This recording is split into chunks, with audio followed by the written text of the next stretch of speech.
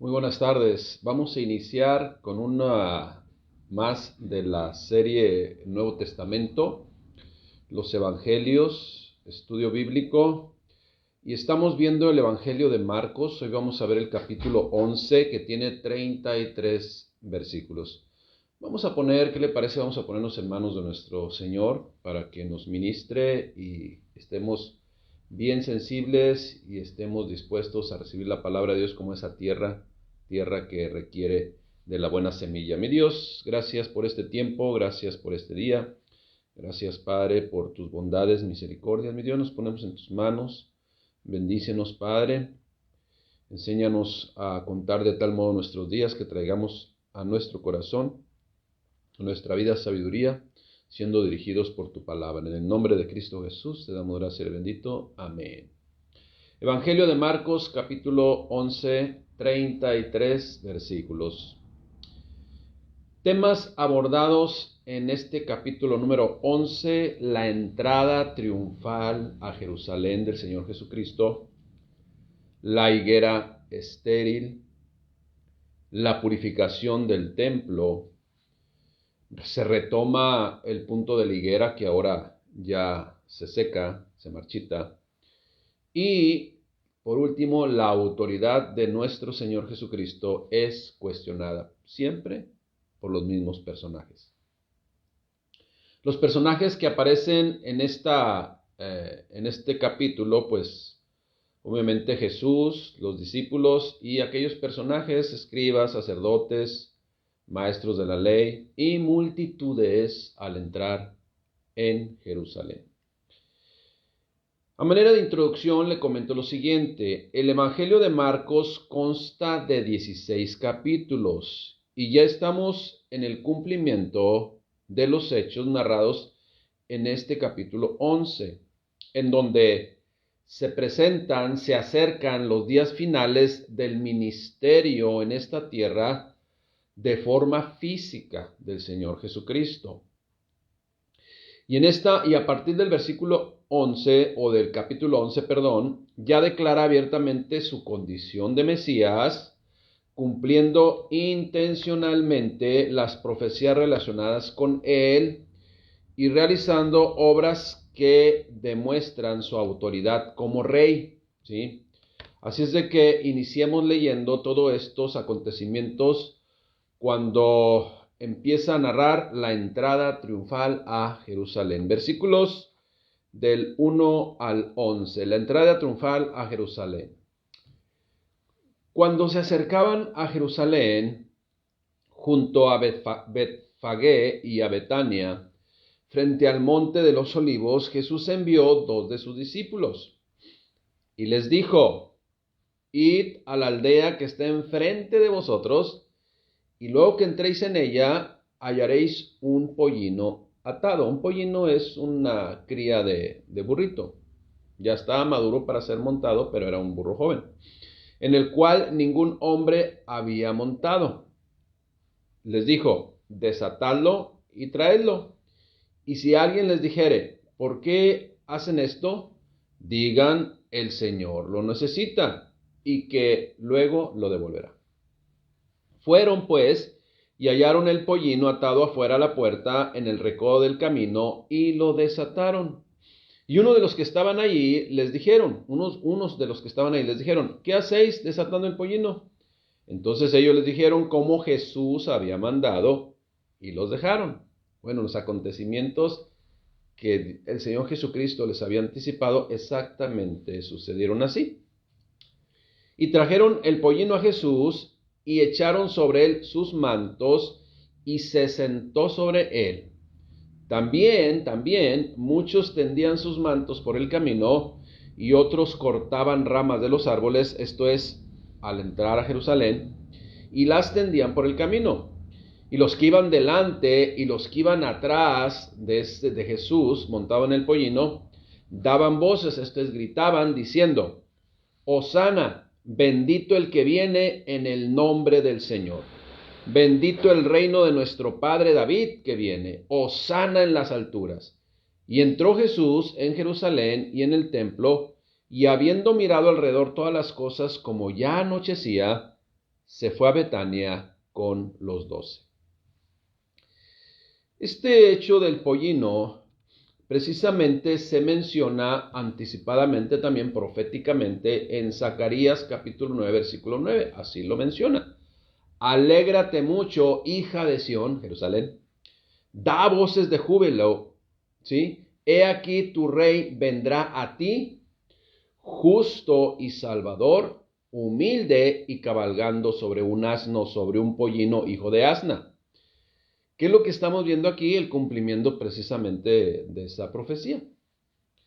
Una vez más, pues, hermanos, iglesia, vemos las acciones del Señor Jesucristo cuando entra montado en ese burrito o en ese pollino, rompiendo esquemas, rompiendo formatos establecidos por la religión. Quienes, precisamente la religión, esperaban una autoridad tal y como el ser humano desea ver las cosas, haciendo sus contratos psicológicos de todos los acontecimientos y aún bíblicos, ¿no? ¿Qué es un contrato psicológico? Bueno, es que así es y así debe de ser y así creemos que va a ser y de esta forma nos conviene, por lo tanto así tiene que suceder. Ese es un contrato psicológico de las cosas, ¿no? Pero solo las personas sensibles y que conocen el Antiguo Testamento, la ley y los profetas, pues sabían que pues el ir montado en un pollino habla de humildad. Entonces, algunos ahí muy sensibles estaban viendo cómo se estaban cumpliendo las profecías, pero los que habían hecho sus contratos psicológicos y cambiando todo lo que Dios había establecido, que les había dado a conocer a través de los profetas, pues querían tergiversar todo a su modo, de la forma que ellos lo habían, pues, querido esperar. Así es de que solo las personas prudentes van a tener la perspectiva correcta, y estarán a la expectativa de cómo se va a ir dando cada situación, y precisamente aquellos que están alertas en esa comunión con Dios, sensibles, pues son aquellos que recibieron aquí, que echaron sus mantos y cortaban ramas de los árboles y gritaban Hosana en las alturas al Hijo de David, ¿sí? Bendito el reino de nuestro Padre David que viene, ¿sí? Ese bendito Hosana, bendito el que viene en el nombre del Señor. Ellos sabían y mencionaban y gritaban con algarabía porque todo esto se estaba cumpliendo. Mucha gente, pues, ¿qué es lo que vemos que narra la Escritura? Mucha gente empezó a extender sus mantos sobre el camino por donde iba a pasar Jesús. Algunos cortaban ramas de los árboles del campo y también las ponían en el suelo como alfombra, simulando una alfombra en el contexto histórico. Y toda la gente, tanto la que iba delante de Jesús como la que iba atrás, gritaba, sálvanos, bendito tú, que vienes en el nombre de Dios. Que Dios bendiga el futuro reinado de nuestro antepasado David. Por favor, sálvanos, Dios Altísimo. Precisamente, Hosana quiere decir sálvanos. Y esto pues marca una gran diferencia entre aquellos que gritaban, sálvanos Señor Jesucristo, sálvanos descendiente de David, Hijo del Altísimo. Y como le digo, ahí se marca la diferencia entre los que le reconocieron, entre los que no le reconocieron y también entre los que le ignoraron y rechazaron. ¿Sí? Ahora, yo quiero siempre enfatizar esto, no porque yo asista a una congregación cristiana, no porque yo asista y esté hasta involucrado en una actividad, ya estoy diciéndole, sálvanos Señor Jesús, y estoy reconociendo su magnificencia. No, la característica y lo que Dios espera como fruto para reconocer esa magnificencia del Señor Jesucristo es la obediencia a sus estatutos. Porque de lo contrario, otra vez solamente establecemos una religiosidad, una religión, una costumbre, una tradición, una obligación de hacer las cosas y no una convicción de vivir en la voluntad del Padre Celestial. Eso es lo que marca la diferencia, ¿sí? De los versículos 12 al 14 habla del tema de la maldición de la higuera estéril. Y esto tiene un simbolismo trascendental espiritualmente hablando, porque muchas personas se confunden en cómo se narra esta historia. Pongamos atención a lo siguiente, Marcos 11:12. Al día siguiente que entró a Jerusalén, cuando salieron de Betania, tuvo hambre. Y viendo de lejos una higuera que tenía hojas, fue a ver si tal vez hallaba en ella algo. Pero escuche bien. Pero cuando llegó a ella, nada halló sino hojas, pues no era tiempo de higos. Entonces Jesús dijo a la higuera: nunca jamás coma nadie fruto de ti. Y lo oyeron sus discípulos. Ahora bien, aquí pudiera acontecer o pudiera que las personas que observan las palabras dicen: ¿por qué el Señor Jesucristo fue tan drástico si no era tiempo de higos? Y obviamente no iba a esperar higos de la higuera. O sea, ¿por qué fue tan drástico? Escuche bien. En ocasiones podemos leer y no comprender, porque son enseñanzas espirituales y que se han de discernir espiritualmente, qué es lo que estaba pasando. Y más cuando lo narrado parece que no tiene sentido. Le explico otra vez. Una higuera que no da higos cuando no es tiempo de higos, pues es algo muy natural. Muchos dirán: ¿cómo se pueden esperar higos o cualquier fruto de cualquier índole si no es tiempo de ese fruto, en este caso de higos? Pero debemos saber lo siguiente. Lo que viene a continuación precisamente no revela qué fue lo que aconteció. Eso simbólico que hizo el Señor Jesucristo era una referencia al pueblo de Israel, a su pueblo, que no estaba dando el fruto que debería de dar. De hecho, para ellos, por tiempos largos, pues no fue tiempo de frutos.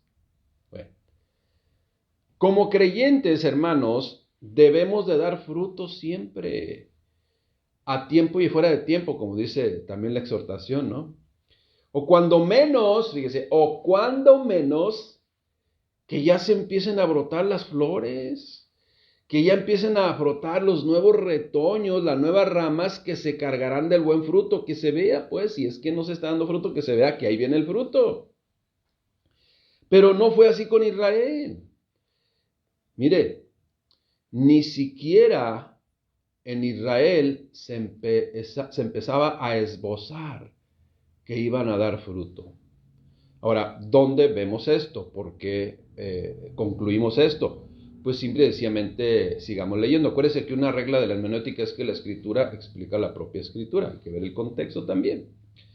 Vamos a ver cuál es el significado de lo que representaba lo que el Señor Jesucristo hizo con esa higuera. Y el siguiente tema precisamente es purificación del templo. Versículos del 15 al 19.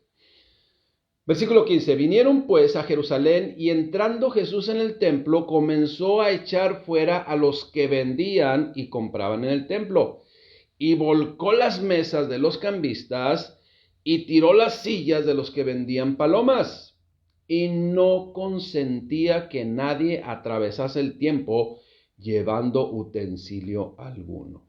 Y les enseñaba diciendo: ¿no está escrito: mi casa será llamada casa de oración para todas las naciones, mas vosotros la habéis hecho cueva de ladrones? Así lo dice el profeta también.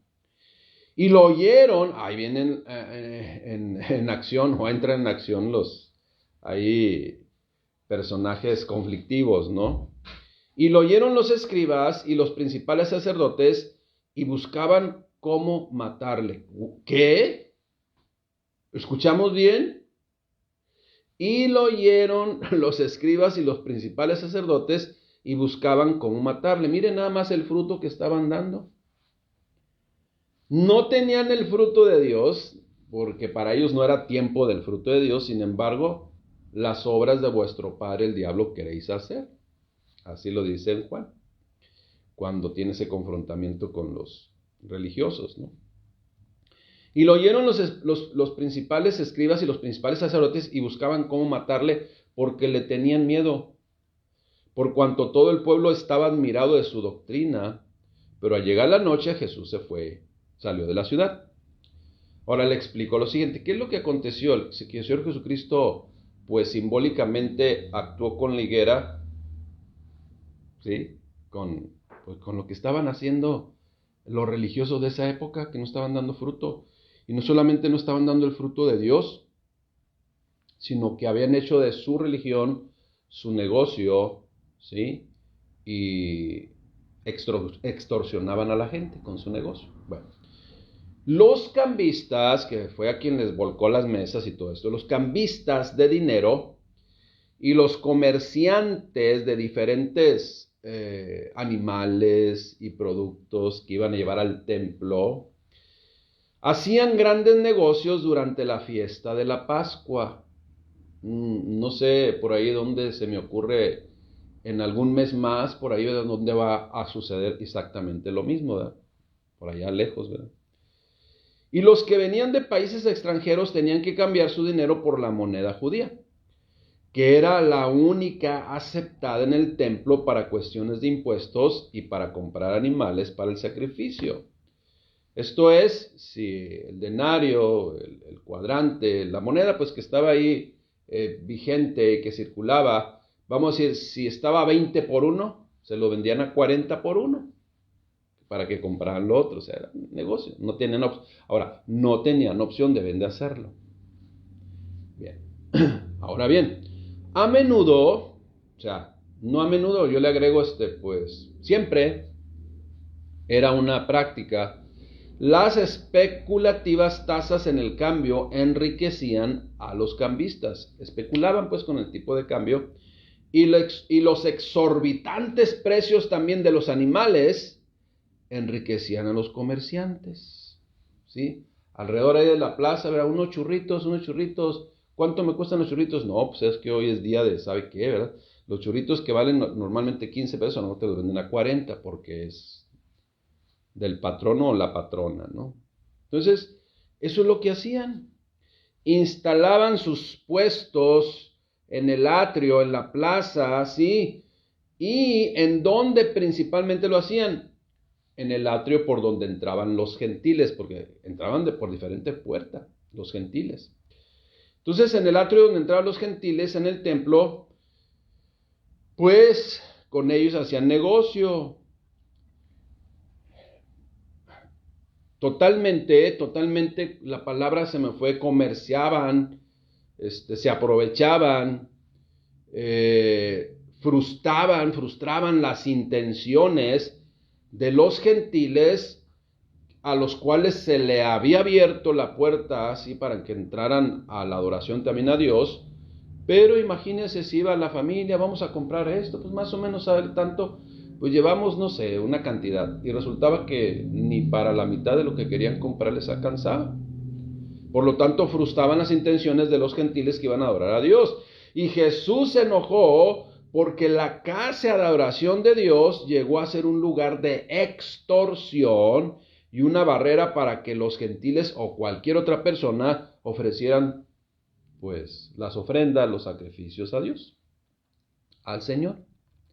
Eso es lo que acontecía. Entonces el Señor Jesucristo volcó las mesas. Mire lo que le voy a decir. No volcó las mesas de Dios. No volcó las mesas de los panes de la proposición. Volcó las mesas de los que extorsionaban y hacían negocio o querían hacer negocio con la fe de aquellos que venían a adorar a Dios. Y les impedían también. Porque imagínense mucha gente que no alcanzaba, o sea, tenía que regresar. Y si traían ellos su propia ofrenda, no se la valían, tenían que comprarlas ahí. Bien porque lo estamos explicando mal de lo que estamos compartiendo aquí, porque esa era la actitud de un pueblo que ya se había enfrascado, principalmente los líderes religiosos, en actividades comerciales. ¿Sí? Entonces, por eso el Señor Jesucristo simbólicamente secó la higuera porque no tenía fruto, que debía dar fruto. Para la higuera no era tiempo, pero para el pueblo de Israel siempre es tiempo de dar fruto, y no lo estaban dando. La higuera se seca, pues, o se marchita, eso es lo que habla el versículo 20 al 26, Marcos 11:20. Y pasando por la mañana vieron que la higuera se había secado desde las raíces. Entonces Pedro, acordándose, le dijo: Maestro, mira, la higuera que maldijiste se ha secado. Entonces, como le explico, y le vuelvo a explicar, como le mencioné anteriormente, analógicamente, está diciendo, después también de que les volcaron, que el Señor Jesucristo les volcó las mesas, mira cómo quedaron estos defraudadores, estos extorsionadores, estos agiotistas, ávaros comerciantes deshonestos, instalados alrededor del templo, y que las autoridades religiosas principalmente lo permitían. Okay. Respondiendo Jesús les dijo: tened fe en Dios, porque de cierto os digo que cualquiera que dijere este monte, quítate y échate en el mar, y no dudar en su corazón, sino creyere que será hecho lo que dice, lo que diga le será hecho. Por tanto os digo que todo lo que pidiereis orando, creer que lo recibirán y os vendrá. Y cuando estéis orando, perdonad si tienes algo contra alguno, para que también vuestro Padre que está en los cielos os perdone a vosotros vuestras ofensas. Porque si vosotros perdonáis, os perdonáis, porque si vosotros no perdonáis, tampoco vuestro Padre que está en los cielos os perdonará vuestras ofensas. Ahora, ¿por qué el Señor Jesucristo, como quien dice, cambió el tema, por llamarlo así, y les contesta esto? Bueno, porque les está enseñando la verdadera religión, por llamarle así. Les está enseñando la verdadera accionar de parte de Dios. Lo que debe de ser, pues, vivir en la fe, vivir en la obediencia, vivir creyendo en Dios. Y obviamente, en el contexto de la Escritura, dice: pidieren que por tanto os digo que todo lo que pidiereis orando, creed que lo recibiréis y os vendrá. Obviamente ahí en el contexto de la lectura es conforme a la voluntad de Dios. Si pedimos conforme a la voluntad de Dios, no es ocurrencias humanas con otras intenciones. A mucha gente no le gusta que digamos esto, que tenemos que pedir conforme a la voluntad de Dios. Ah, no, pues si es conforme a la voluntad de Dios, es que chiste. Bueno, pues a mucha gente no le gusta eso. Siempre el Señor Jesucristo nos enseñó eso. Bueno, ya, ahora sí que tenemos que mencionar la propia Escritura. El Señor Jesucristo, cristiano del siglo XXI, el Señor Jesucristo nos enseñó eso. Padre, si te es posible, que pase de mí esta copa, pero no se haga mi voluntad, sino la tuya. Y esa es una aplicación, un principio universal de aplicación, que la voluntad del Padre es la perfecta y es la que tiene que hacer. Entonces, si pidiéremos y creyéremos, pero pedimos conforme a la voluntad de Él, entonces lo recibiremos. La respuesta de Jesús, pues esta que estamos viendo aquí, ordena los pensamientos, o sea, vuelve al camino, a lo correcto, a lo de Dios, los pensamientos y la fe, y direcciona la fe correcta a Dios y en Dios, ya que establece en ella la verdadera fe que agrada a Dios, y que no era necesario caer en las acciones de mercaderes que lo habían tergiversado todo, buscando solo intereses de comercializar con la gente o comercializar con la fe de la gente, en donde en esa fe genuina, ¿sí?, lo más importante es permanecer en santidad y en sanidad en las relaciones con las demás personas. O sea, comprendamos esto, hermanos. No puede ser posible que se desee agradar a Dios estando viviendo en conflicto con las personas.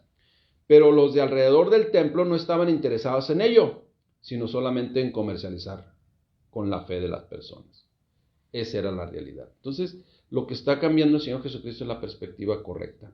De nada te sirve que, mira, quieres comprarle las indulgencias, quieres comprarle a esa persona supuestamente agradarle a Dios. Eso no vale nada. Lo que vale es un corazón para con Dios. Eso es lo que está diciendo. Y estos no están dando fruto, y les volcó las mesas, y marchitó sus intenciones, ¿sí? Secó sus intenciones. Maldijo en el sentido de hablar mal de esas cosas que estaban haciendo. Bien. Por último, se ve en los versículos 27 al 33 que la autoridad de Jesús es cuestionada. ¿Por quién es cuestionada? Pues mire, actualmente por los incrédulos y actualmente también por los fariseos religiosos del siglo XXI, en donde no quieren, no desean comprender el mensaje de la palabra de Dios. Y hay congregaciones llenísimas en donde se predica la palabra motivacional. Es como si alguien le da un curso motivacional y ya no van a la iglesia, van a un curso motivacional. Ya no van a alabar a Dios, ya van a un concierto, ¿sí? Pero lo que nuestro Señor Jesucristo estableció es cuestionado. ¿A qué iglesia vas? Ah, no, ahí son muy legalistas. ¿Por qué? Porque es una iglesia 100% bíblica, por eso dicen que son legalistas. No, pues, ¿qué tiene de malo, por ejemplo? Y empiezan a hacer sus doctrinas incorrectas en sus apreciaciones meramente humanas. Y yo les invito a leer la Escritura. Yo les invito a leer la Escritura, a discernir la Escritura, a entregar su corazón a Cristo, a caminar el camino correcto y entonces poder comprender y extractar el alimento espiritual en el sentido original para vivir precisamente agradando a Dios. Pero siempre va a haber personas que van a cuestionar la Biblia, siempre van a haber personas que van a cuestionar aquel que vive correctamente, que aplica precisamente las enseñanzas de Dios a través de su palabra, pero en el sentido original, y dicen, no, eso ya no es del siglo XXI, eso ya es del siglo pasado, como diciendo, ya no está vigente. Bueno, higuera, da fruto, por favor, porque si no, Dios va a hacer que te seques. Bueno, la autoridad de Jesús es cuestionada. ¿Por quiénes? Leamos. Marcos 11:27. Volviendo entonces a Jerusalén y andando él por el camino, vinieron a él los principales sacerdotes, los escribas y los ancianos. Ya, entran ahí los Drácula y sus secuaces, ¿no? Y le dijeron, bueno, pues disculpe lo de Drácula, pero solamente quiero que usted comprenda de cómo se veían estos personajes en aquellos tiempos, ¿no? Y le dijeron, le cuestionaron, hey, ¿con qué autoridad haces estas cosas y quién te dio autoridad para hacer estas cosas, incluyendo la pobre higuera que secaste? Jesús respondiendo les dijo, porque sabía por dónde iba su pregunta, ¿no? Os haré yo también una pregunta. Y respóndame y ya después yo les respondo también a ustedes. Y os diré con qué autoridad hago estas cosas. Y les pregunta lo siguiente, hey, ¿el bautismo de Juan era del cielo o de los hombres? Respóndame y luego ya les respondo también. Entonces ellos pues se apartaron un poquito y discutían entre sí diciendo, bueno, si decimos que era del cielo, nos va a decir, ¿por qué pues no le creíste? Y si decimos que era de los hombres, porque temían al pueblo, pues todos tenían a Juan como un verdadero profeta, pues no quisieron echarse también ese problema. Así que respondiendo a Jesús dijeron, no sabemos, la verdad no sabemos si era o no de los hombres o de Dios el bautismo de Juan. Bueno, entonces Jesús también les dijo, tampoco yo os digo con qué autoridad hago estas cosas, ¿verdad? Chócala, ahí estamos, parejitos, ¿sí? Yo le llamo a este tipo de respuestas, pues respuestas sabias, ¿no? Respuestas en otro nivel Dios, ¿sí? Los líderes religiosos, hermanos, preguntaron a Jesús, siempre estuvieron cuestionando su autoridad. Y preguntaron esto, ¿quién te dio esta autoridad para echar a los mercaderes, para echar a los cambistas, para secar la higuera? Estas preguntas que le hicieron, pues eran una trampa escondida, quizás para todos los que estaban ahí, pero no para Jesucristo, él sabía por dónde iban. Si Jesús decía que la autoridad la recibió de Dios, lo acusarían de blasfemia también. Y si decía que lo hizo con su propia autoridad, pues lo desacreditarían y lo echarían por fanático también el pueblo. Bueno, para descubrir entonces sus verdaderos propósitos de esos cuestionamientos de ¿quiénes son? Los fariseos, los escribas, los religiosos de esa época, pues simple y sencillamente Jesús respondió a esta pregunta con otra pregunta acerca de Juan el Bautista. El silencio de los fariseos probó que no les interesaba en lo más mínimo conocer la verdad. Lo que querían simplemente era librarse de Jesús porque les estorbaba para hacer lo que realizaban ellos tradicionalmente y con su supuesta autoridad humana nada más, porque habían establecido, como el propio Señor Jesucristo menciona en otro lugar, habían establecido única y exclusivamente mandamiento de hombres, filosofías humanas insertadas en la Biblia. Y qué tristeza nos da, hermanos, que hoy en día, en el siglo XXI, hay libros escritos por seres humanos, ¿sí? Y le puedo dar ciertos nombres, pero no se los voy a dar en este momento, que le dan más peso que la palabra de Dios. Por ahí anda un grupito, ¿no? Que una vez yo le pregunté, oye, pero aquí dice la palabra de Dios esto. No, pues es que nosotros tenemos estos libros y estos libros nos van a ayudar a interpretar esto. Y esto es lo que dijo, pues, nuestro líder, que quien fue quien fundó nuestra religión. Ahora yo les pregunto esto y les digo esto y les aclaro esto. Si el grupo religioso al cual tú vas no lo fundó el Señor Jesucristo, entonces